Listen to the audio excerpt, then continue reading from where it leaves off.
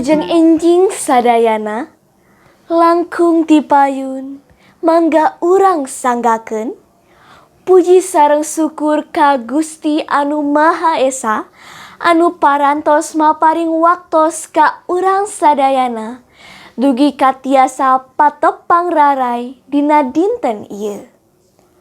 Anu kupribados tipi kahormat nyaeta Bapak Ibu Guru SD Santo Yusuf Hiji Bandung sareng rerencangan sadayana anu kusim abdi tipi kacinta. Dina ieu waktos abdi bade ngadugikeun biantara perkawis kasehatan masyarakat. Hadirin sadayana, kasehatan masyarakat teh penting pisan pikeun nyiptakeun lingkungan anu nyaman sareng bebas tina panyakit.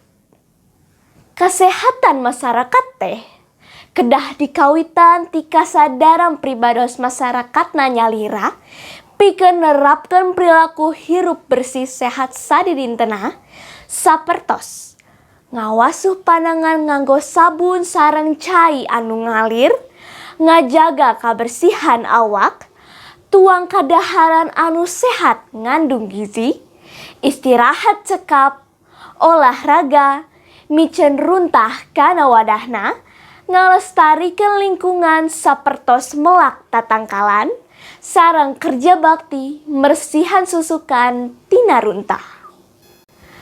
Kasehatan teh janten kunci utama supados tiasa ngalakukeun sagala kagiatan.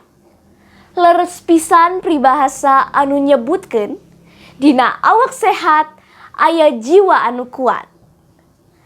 Hadirin sadayana, kumargi kitu hayu urang sarerean nerapkeun perilaku hidup bersih sehat pikeun nyiptakeun masyarakat sehat bebas ti panyakit. Cekap sakitu anu kapihatur, pilih aya basa anu kirang merenah, mugi kersa dihapunten. Hatur nuhun kana perhatosan sadayana.